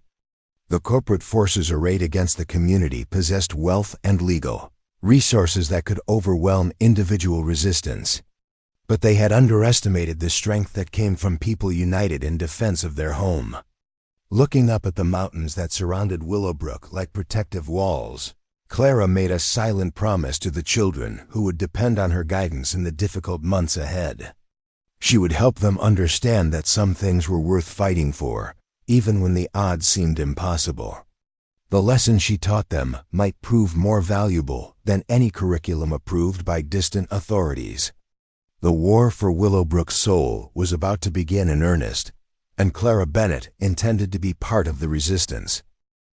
Spring arrived early in the Colorado mountains, bringing with it wildflowers that painted the hillsides in brilliant yellows and purples. Clara stood at the window of her classroom in the back of Porter's General Store, watching her students practice their letters on the slates she had managed to procure from Denver. 3 months had passed since the contentious town meeting, and the corporate threats had faded into background noise as the community discovered its own strength. The railroad company had departed after discovering that Willowbrook's property owners couldn't be intimidated into selling. When legal pressure failed to produce the desired results, Mr. Webb had quietly abandoned the project in favor of routes to more compliant communities. The mining corporation had lingered longer, but Dr. Cooper's geological survey had revealed that their mineral assessments were wildly optimistic, based more on wishful thinking than scientific analysis. Mayor Sinclair had resigned in disgrace after Frank Murphy uncovered evidence that he had been receiving payments from both companies in exchange for his cooperation. The town council had elected Alice Porter as interim mayor, a decision that reflected the community's desire for leadership based on service rather than self-interest. Her first official act had been to formally recognize Clara's teaching position and arrange for modest compensation from the town's limited funds. 8 children now attended classes regularly, their ages ranging from 6-year-old Mary Wright to 12-year-old Thomas Murphy. Clara had organized the curriculum around practical skills that would serve them well in frontier life, while ensuring they received proper grounding in reading, writing, and arithmetic. The mixed-age classroom had proven advantageous, allowing older students to help younger ones, while reinforcing their own learning through teaching. Mary Wright had begun speaking again, tentatively at first, then with growing confidence as she realized her teacher understood the struggle to find words. The little girl's breakthrough had come during a lesson about wildflowers, when excitement about a butterfly had overcome her reticence. Now she chattered freely with her classmates, making up for months of enforced silence. Thomas Murphy showed remarkable aptitude for mathematics, solving problems that challenged students twice his age. Clara had begun corresponding with a professor at the University of Colorado about scholarship opportunities, believing that exceptional talent deserved cultivation regardless of its humble origins. Frank Murphy had initially resisted the idea of his son leaving Willowbrook for higher education, but his wife had convinced him that opportunity should be seized rather than feared. The classroom itself had evolved from its makeshift origins into something approaching a proper school. Community members had contributed materials and labor to build real desks, install proper lighting, and create a small library from donated books. Pastor Wright had painted a large map of the United States on one wall, while Dr. Cooper had provided anatomical charts and scientific instruments for nature studies. Clara's teaching methods had adapted to the unique challenges and opportunities of frontier education. Without standardized textbooks or rigid curricula, she could tailor lessons to her students' interests and abilities. History came alive through stories of local pioneers and mining discoveries. Geography became relevant through studies of trade routes and weather patterns that affected their daily lives. Literature expanded beyond distant classics to include journals and letters from families who had built the West. The community had rallied around the school in ways that surprised even Clara. Frank Murphy visited weekly to demonstrate metalworking techniques and explain the practical applications of chemistry. Alice Porter taught lessons about commerce and bookkeeping that would serve the children well in their adult lives. Dr. Cooper provided medical education that could prove vital in emergencies where professional help wasn't available. Mrs. Miller had become an unofficial school grandmother, arriving each morning with warm bread and staying to help students who struggled with reading. Her patient encouragement had worked miracles with children who had been dismissed as slow learners by previous teachers. Clara had learned that intelligence took many forms, and measuring it required understanding rather than standardized tests. The success of the school had attracted attention from neighboring communities struggling with their own educational challenges. Visitors came from mining camps and ranching settlements to observe Clara's methods and seek advice about establishing similar programs. Her reputation as an innovative educator had spread throughout the region, bringing offers from larger towns seeking qualified teachers. Clara had politely declined all such offers, finding fulfillment in Willowbrook that she had never experienced in more prestigious positions.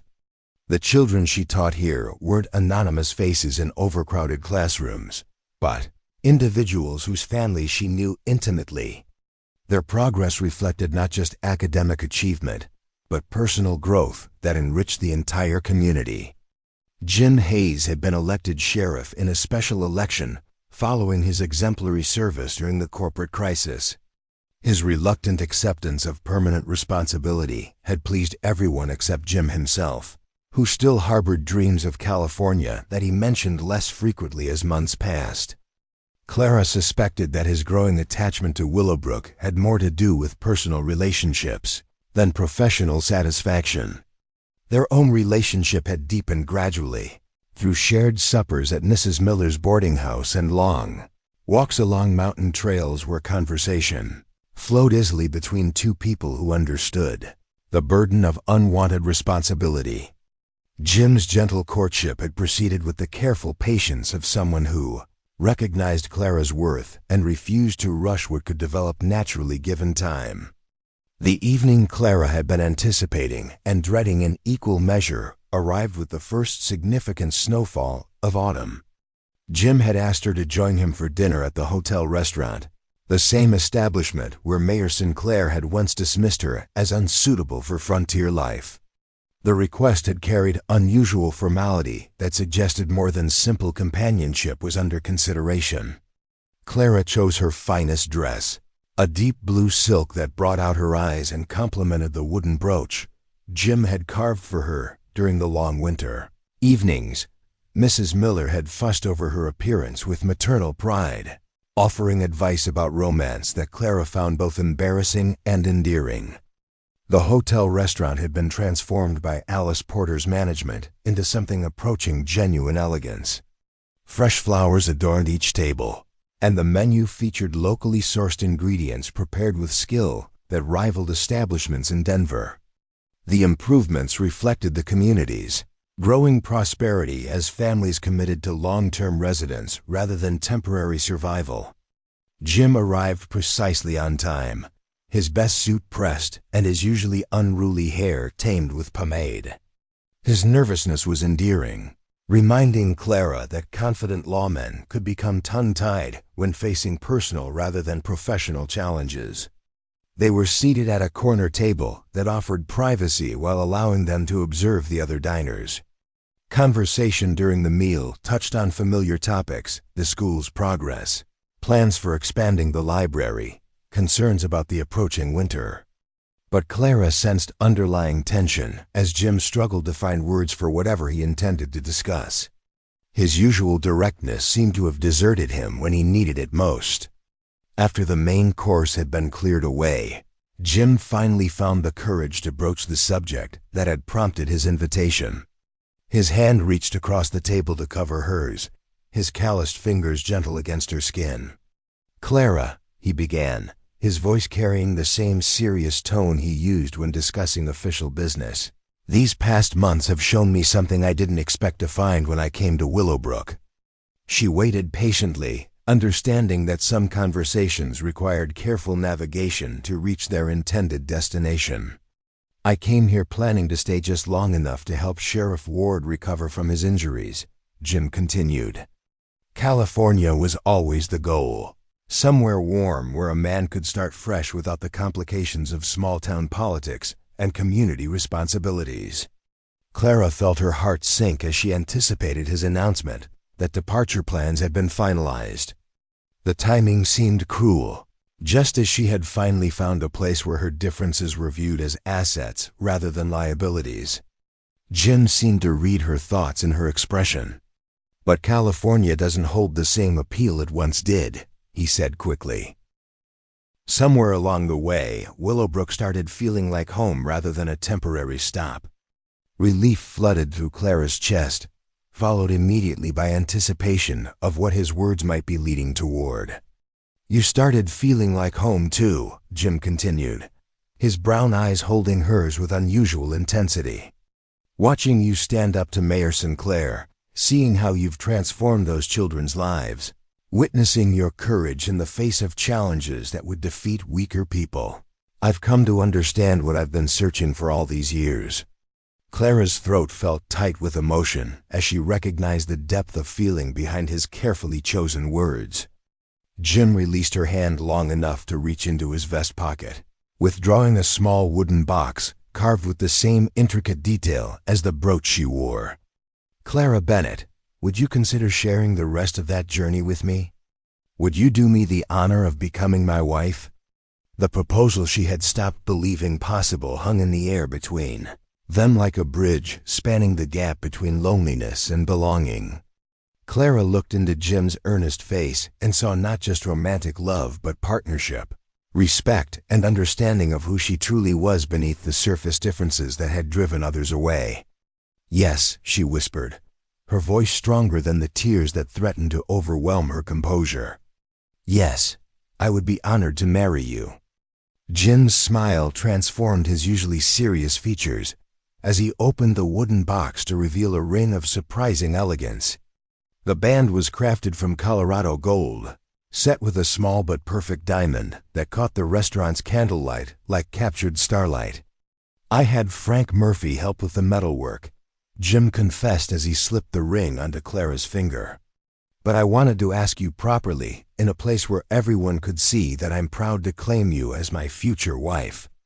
The simple declaration meant more to Clara than elaborate speeches about love and devotion. Jim understood that public acceptance mattered to someone who had spent years being rejected by society, and his willingness to make their engagement visible reflected his commitment to standing beside her regardless of others' opinions.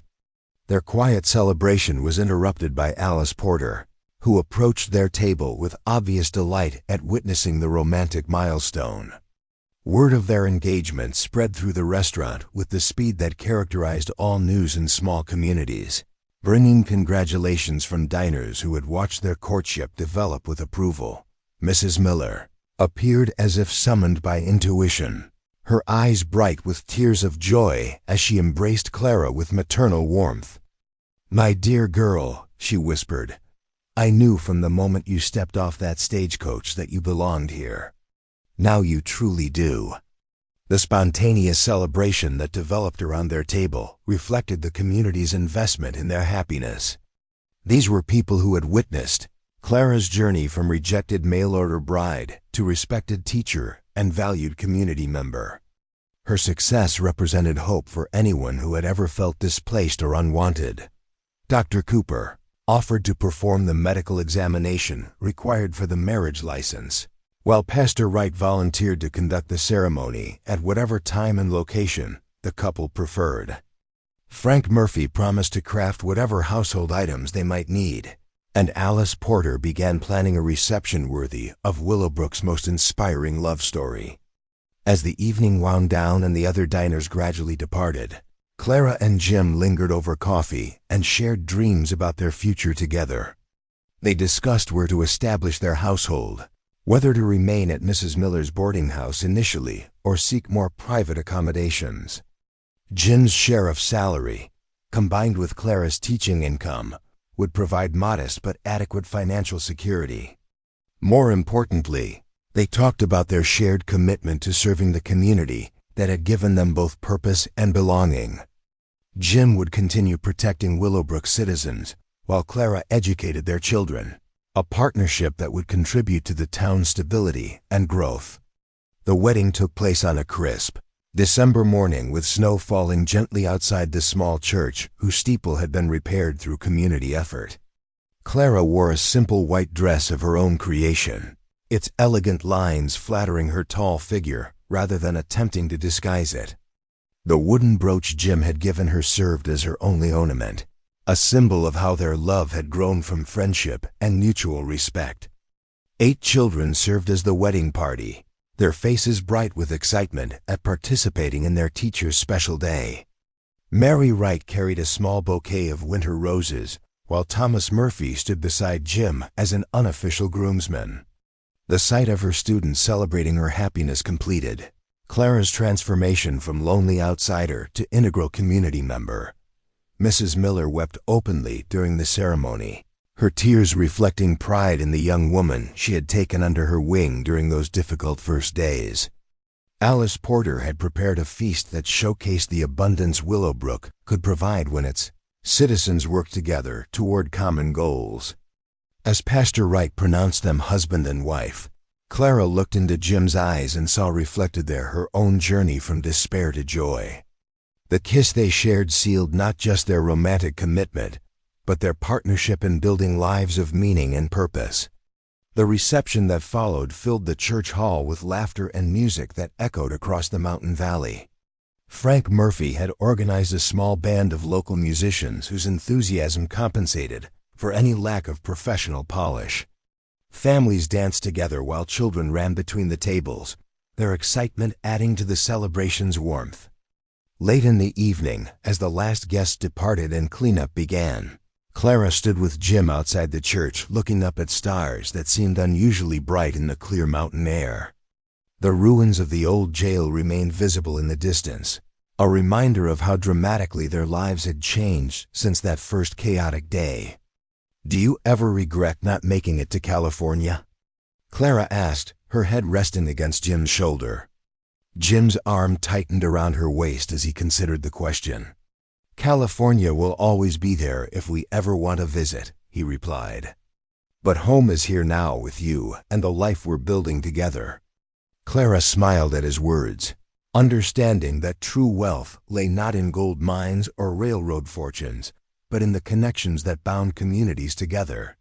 She had traveled west seeking employment and found instead a calling that fulfilled her in ways she had never imagined possible.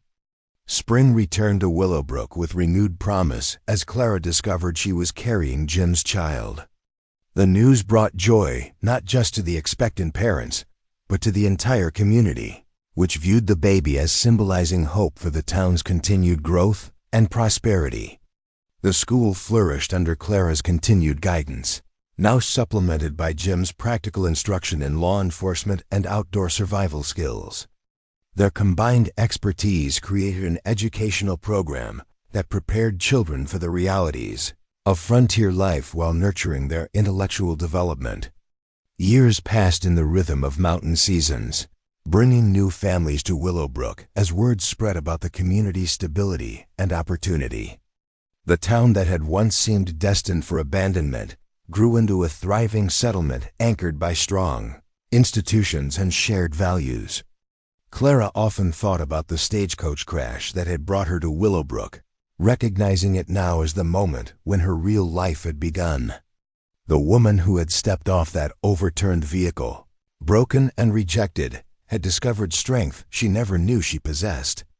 The teacher who had been dismissed for her speech differences had proven that true education came from the heart rather than perfect diction. Standing in her classroom on a bright spring morning, watching her students work with concentration and joy, Clara felt the deep satisfaction that came from lives lived in service to others. The mountains that surrounded Willowbrook no longer seemed like barriers but like protective walls that sheltered a community built on acceptance, determination, and love. The deputy sheriff who had rescued her from the wreckage had become the husband who supported her dreams and shared her commitment to making their corner of the world better for those who came after them. Together they had built not just a marriage, but a legacy that would endure long after they were gone. Up next, you've got two more standout stories right on your screen. If this one hit the mark, you won't want to pass these up. Just click and check them out.